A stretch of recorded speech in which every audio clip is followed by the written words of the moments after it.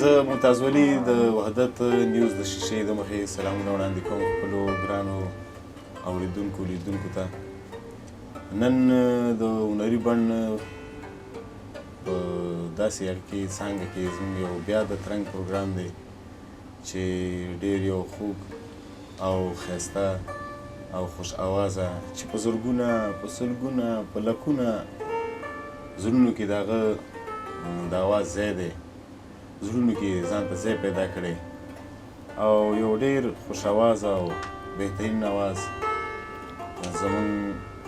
پښتانه چې پرې فیضیاب دي او اوري. نو موږ سره نن میلمه دی زموږ په سټوډیو کې ډېر ګران میلمه کابل جان لالیکي. خیر راغلی سر. خیر اوسه مهرباني. سټوډیو ته په خیر راغلی. الله دې خوشحاله کړه. زه ستا د وحدت نیوز او ممتاز والي د دوی ډېره شکریا ادا کوم چې زه روغ وخته مو روی بللم. تاسو ډېره مهرباني، شکریا ټولو ملګرو. دا خو ستاسو حق دی په موږ باندې چې موږ تاسو راوغواړو. زموږ کوشش دی تاسو غوندې خلک راوغواړو، خپلو کتونکو ته دغه خلک راولي چې هغه واقعیت سره چې قابل د دې دي چې میوزیک د هغه نه خلک واوري او استفاده ترې وکړي. او د اصلي ځینې ډېرې خبرې ما مخکې پروګرامونو کې هم کړي چې موږ کوشش دا وي چې هغه خلک راولي چې هغه ډېر په هنر پوه خلک وي. موږ غواړو چې خلک د هنر باندې زموږ د پښتو په هنر پوه شي او پوه خلک بیا خوند هم ترې اخلي. نو کابل جان هلکي دا راته ووایه چې څنګه دې هنر ته مخه وکړه یا دې هنر ته څنګه راغلی؟ نو دا خو ممتاز والي صاحب داسې ده چې زموږ په دې هنر کې زموږ چې کوم زموږ بابا و نو دا زموږ د کورنیو د موسیقۍ و لکه دا کور هنري کور نو داسې زیږېدلی په هنري کور کې شوې کور کې زموږ زیږېدلی په هنر کې شوې ده شوې ده. نو هغه بس دغه ډېره مهرباني وه د هغه په شوق په دغه باندې ځکه چې زموږ یو کورنی و د فن هنر و په غیر ووتلو بیا شوق ته مو پیدا شو. بیا په هغه ټیم باندې خیال الله ډېر ښه ښکلی سندرغاړی و غزلي و واشته رنګ په هغه کې و. نو چې بیا به مو په غوږ باندې راتلو اواز به راتله نو ورسره چې شاولي استاد به راتله هغه په هغه ټیم باندې په افغانستان کې و. د ما زړه ته ډېر نزدګیر و. نو زه د دونه متاثره وم ډېر. هغه دور د همدې خلکو و د دغه دور و او خدای شته مو هغه بابا به هم دو یادول چې دغه به شه هغه به ویل چې یاره دا ماشاءالله ډېر په ښه دغه باندې روان دي او ډېر ښکلي شعرونه وایي او ډېرې ښکلې غزلې وایي. نو د مونږ د موسیقۍ سره شوق شو او بیا د ما هم دا شوق و چې یاره زه داسې څوک وګورم چې هغه زه استاز کړم. نو بیا شاولي استاد چې کله پاکستان ته راغی مو په زړه باندې یخی و خو هغه په افغانستان کې و. خدای شته په دور کې ذخیر استاد ما ته وویل چې یاره بچیه راشه او نیکه دې مونه سړی جوړ کړی او زه به تا نه سړی جوړوم. واټې ما ته میلاو نه شه زه بیا افغانستان ته لاړم که نه. بیا شاولي استاد چې راغی نو بیا ما شاولي استاد ته پیله شکره ما ورکړې ده. نو بیا صاحب ستاسو دا راته وایي چې څومره عمر وشو دې هنر ته چې راغلي یې؟ یاره دې هنر ته چې راغلي یو نو داسې 15-10 کاله خو به پخوا په پرتله د اوس موسیقي او د پخوا موسیقي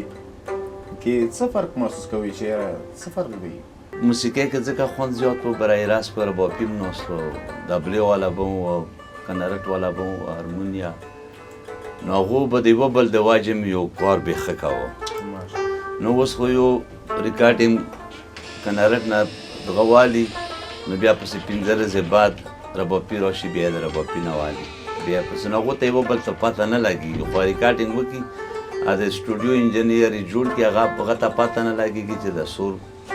ښه جوړېږي که بد جوړېږي یو ښه لګېږي یو ښه نه لګېږي. نو جوړ شي دغه ډېر دی هنر ډېر دی خو خوند پکې داره نشته ده لکه مخکې و. شاعرانو کې څوک خوښ دي؟ د کوم چا شاعري ډېر وایي زمزمه کوئ یا متاثره د کوم شاعر نه یې؟ یاره نو شاعران خو به زه دا وایم چې هر یو په خپل ځای باندې ډېر ښه دي ویلې چې داسې شاعر به نه وي چې هغه کوم شاعر چا واورېد څه درد څه و خوند څه و هغه به پکې وي خامخا نو شاعران نو خدای شته ده خو بیا پکې داسې ډېر دي خو لکه رحمان بابا شه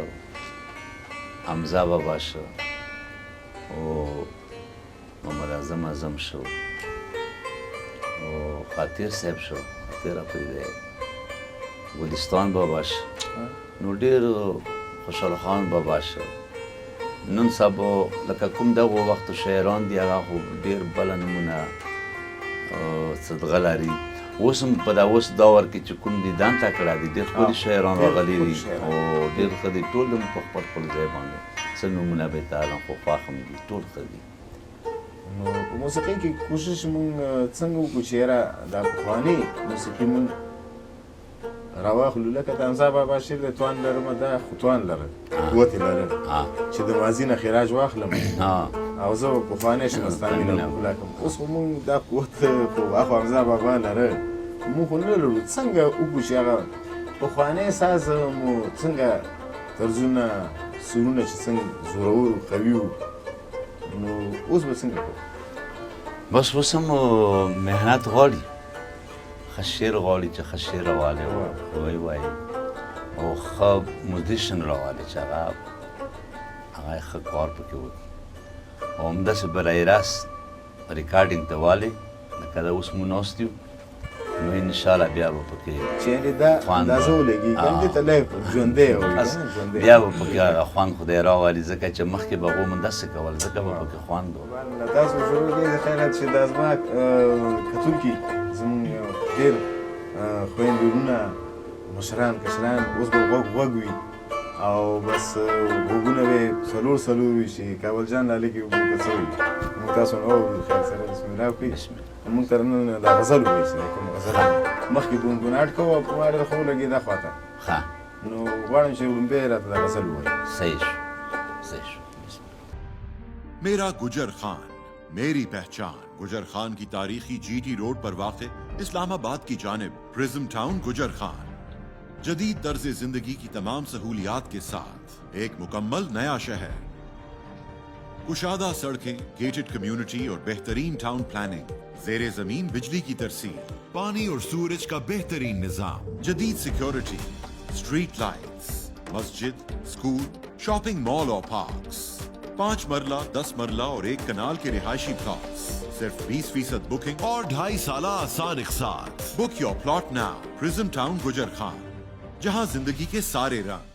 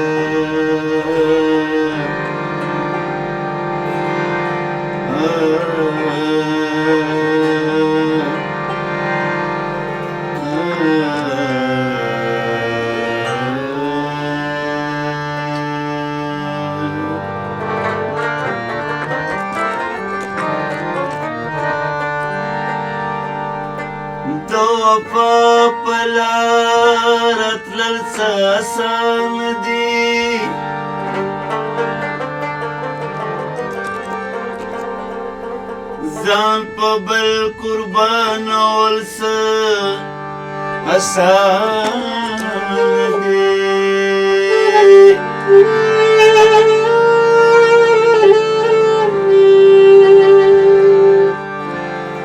تش په خوله باندې بر سړی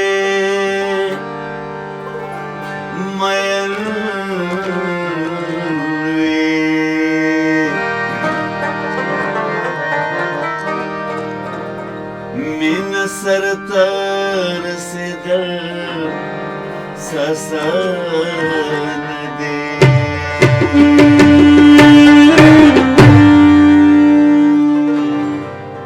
خوشبوی چې په ګډه ده ستا د کلي په کوڅو کې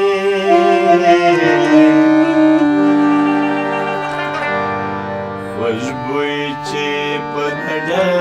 ده ستا د کلي په کوڅو کې خوشبوی چې په ګډه ده ستا د کلي په کوڅو کې نن دې بیا جوړ مېلمانه دي سره ګلونه په کوڅو کې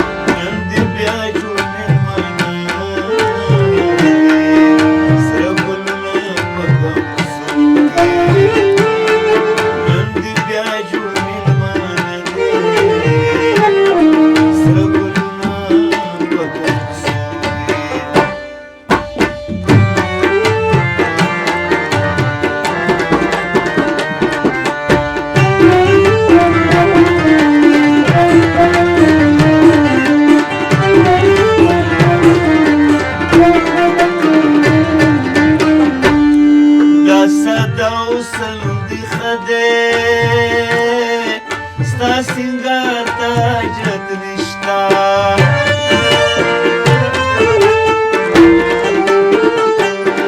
دا صدا حسن دی خده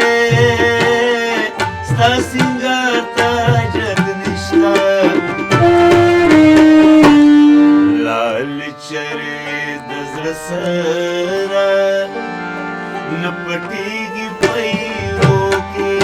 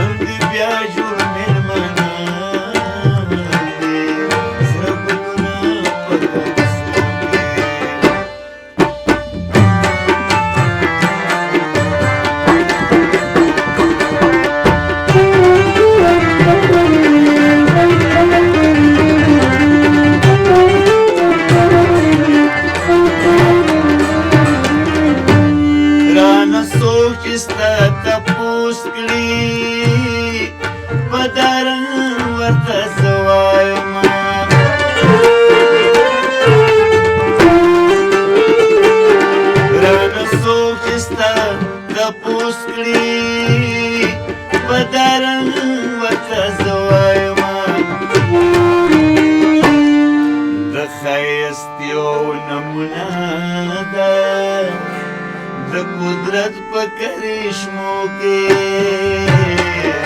د ښایست یو نمونه ده د قدرت په کرشمو کې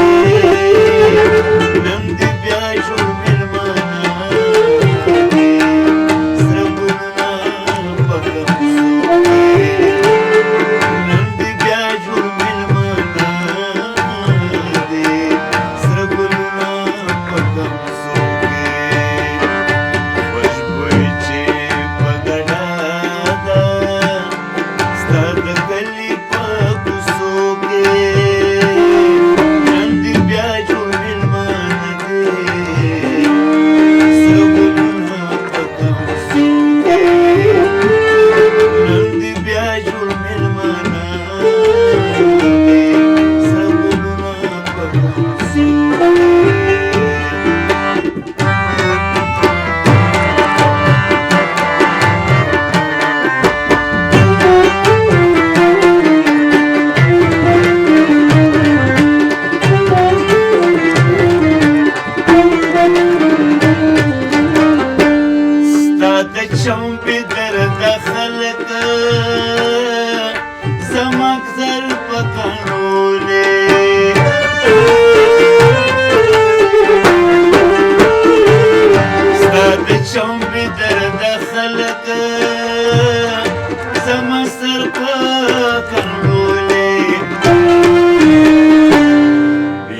هم ستا په لور روان یم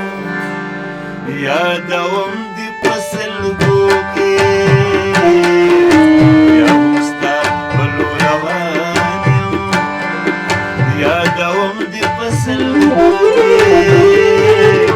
نن دې بیا جوړ مېلمانه دی سره ګلونه په ګمسو نن دې بیا جوړ مېلمانه دی سره ګلونه په ګمسو خوشبوی چې په ګډا ده ستا د کلي په کوڅو کې خوشبوی چې په ګډا ده ستا د کلي په کوڅو کې نن دې بیا جوړ مېلمانه دی سره ګلونه په ګمسو کې نن دې بیا جوړ مېلمانه دی سره ګلونه په ګمسو کې نن دې بیا جوړ مېلمانه سره ګلونه په ګمسو